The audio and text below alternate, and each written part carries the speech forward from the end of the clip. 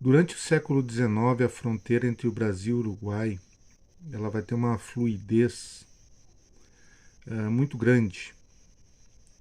Do ponto de vista político, o que acontece no Rio Grande do Sul vai ter repercussões no Uruguai e o que acontece no Uruguai vai ter repercussões no Rio Grande do Sul, sobretudo na sua metade sul. A fronteira ela foi muito dinâmica durante esse período, principalmente se falando de crimes, né? Então a gente vai encontrar ali o abigeato, o contrabando, grupos de ladrões e criminosos que assaltam fazendas, residências, uma certa violência assim sempre premente. E a gente pode também identificar esse movimento político no sentido de que quando haviam revoluções e guerras no Brasil, isso tinha consequência dentro do Uruguai. E da mesma forma, coisas que aconteciam no Uruguai, das diversas revoluções, golpes de Estado que aconteceram no Uruguai, tinham também consequência no Brasil. Também vale destacar que tanto o norte do Uruguai quanto a metade sul do Rio Grande do Sul, nesse período eles vão ter, as duas regiões, uma grande interatividade econômica. Então a gente vai ter um bom número de brasileiros residindo no Uruguai, normalmente grandes estancieiros, grandes pecuaristas, fazendeiros, e também um bom número de uruguaios vivendo na parte brasileira pela proximidade evidente do território. No que compete a este vídeo aqui, que é um assunto desse vídeo, nós vamos falar sobre os salteadores, quadrilhas, bandoleiros que existiram nessa época e foram inúmeros. Pululavam, eram múltiplos, justamente por essa característica de ser uma fronteira dinâmica entre Brasil e Uruguai. O interessante, já falando do primeiro caso, é que quadrilhas de salteadores que atuavam no Uruguai, quando se vinham ameaçadas, passavam ao lado brasileiro.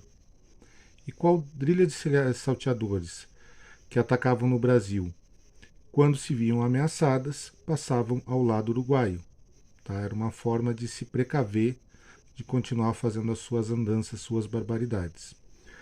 O primeiro exemplo que eu posso citar é do famoso bandido Linoco Soares, na região de Arroio Grande, mas ele atacava também Erval e Jaguarão. O que acontecia? Ele tinha parentes importantes na época, parentes ligados à política, e ele fazia das suas tropelias aqui no Brasil. Quando as coisas apertavam, ele passava para o lado uruguaio, a sua família tinha propriedades lá. Da mesma forma, ele também cometia os seus crimes no Uruguai. E aí esperava as coisas baixarem aqui no Brasil e passava ao Brasil. O Linoco Soares ele era um bandido considerado protegido pelas autoridades e ficava nesse ida e vinda. Embora que se diga também que havia quadrilhas de salteadores que não tinham tanto essa proteção, circulavam pela fronteira e eram odiados dos dois lados da fronteira, né? Também pelas suas barbaridades e pela violência empregada. A gente pode falar, por volta de 1890, a quadrilha de Roque Verano, que era de Rivera, no Uruguai, bem na fronteira, mas atacava inúmeras propriedades na campanha gaúcha. Um outro célebre também, isso por volta do ano de 1885, 1886, Dorotel Aguirre, que foi capturado em Alegrete e tinha uma frieza sem igual, assim, tá? Era considerado muito violento. Embora no depoimento que ele vai dar à polícia, ele foi capturado pela polícia de Alegrete, ele revela uma certa ética, digamos assim, tá? Que ele não atacaria pessoas desarmadas, nem crianças, nem mulheres, mas mataria qualquer homem adulto, se preciso fosse, para os seus intentos. Na Serra do Aceguá, em 1880 até aproximadamente 1883, nós vamos ter o Anécio Campero, tá? Sem o I, era um uruguaio brasileiro, e eram bandos que agiam nessa região, principalmente se aproveitando da parte da fronteira seca e da fronteira mal definida que existia entre o Rio Grande do Sul e o Uruguai nessa época, quando a fronteira ela não se utilizava de rios para determinar o que era uma parte de um, uma parte do outro. Tá?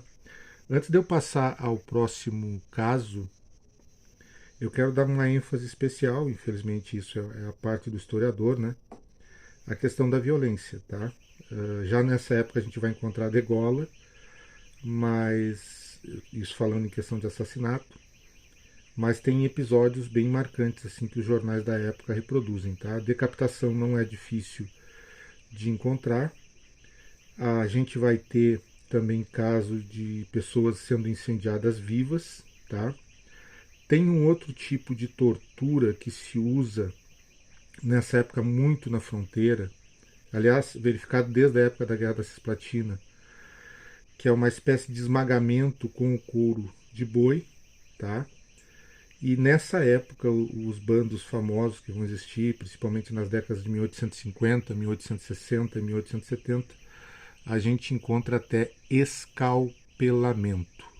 Dos vários bandos violentos dessa época, eu posso citar o bando de Manuel Oriental, que era do departamento de Taquarembó, no Uruguai, célebre durante a década de 1880, e também uma quadrilha que não tem nenhum nome revelado, tá? Mas que era do Uruguai também, do norte do Uruguai, e atacava muito o Brasil, principalmente no triênio 1884, 1885, 1886. Livramento era a cidade preferencial de ataque deles. Era a quadrilha dos Lauredos, que foi um terror na região assim. Agora, de todos esses grupos, um dos mais surpreendentes que eu encontrei fica conhecido com a alcunha de 70 da fronteira. Tá? 70 da fronteira. Ou seja, 70 bandidos. E o curioso disso tudo é que é o seguinte, já por volta de 1870, 1880, a palavra gaúcho em alguns veículos da imprensa gaúcha, ela tem um aspecto positivo, simbólico, principalmente fazendo referência à Revolução Farroupilha. Só que em relação aos 70 da fronteira, eles usam a palavra gaúcho com desprezo, desmerecendo esses 70 bandidos, chamando eles de 70 gaúchos. Tá? Eles eram formados por brasileiros, por uruguaios, por argentinos, mas havia também português, e o líder deles, cujo nome está nas fontes como João Francisco, mas eu acredito que seja Juan Francisco, tá? Era um espanhol das Ilhas Canárias. Região preferencial de ataque deles, tá?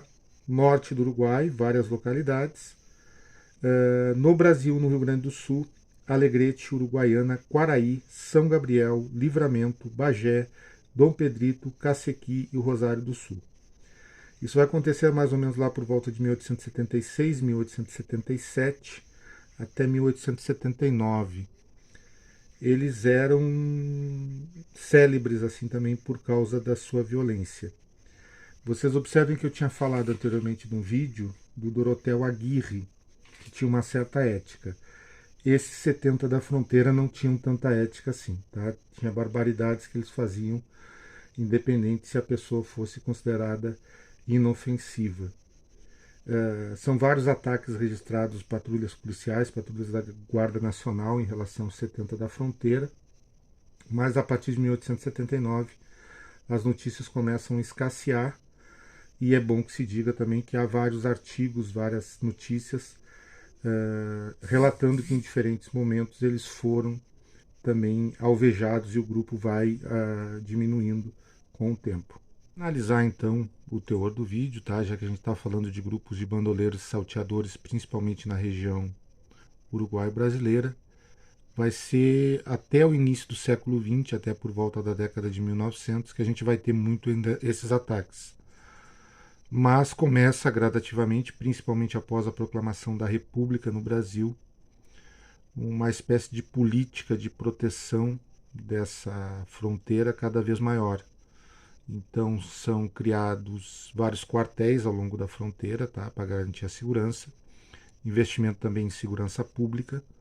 A gente vai ter a criação da Brigada Militar durante o governo Júlio de Castilhos. e também um acréscimo cada vez maior de tropas, tá? Porque já estava entrando no século XX, enfim, toda essa bagunça que existia na fronteira, tá? Usando essa bagunça, o termo é entre aspas, estava afetando muito a questão da política econômica do Rio Grande do Sul. Mas essa então são alguns relatos sobre bandoleiros e salteadores que a gente vai ter na fronteira uruguaio-brasileira no século XIX.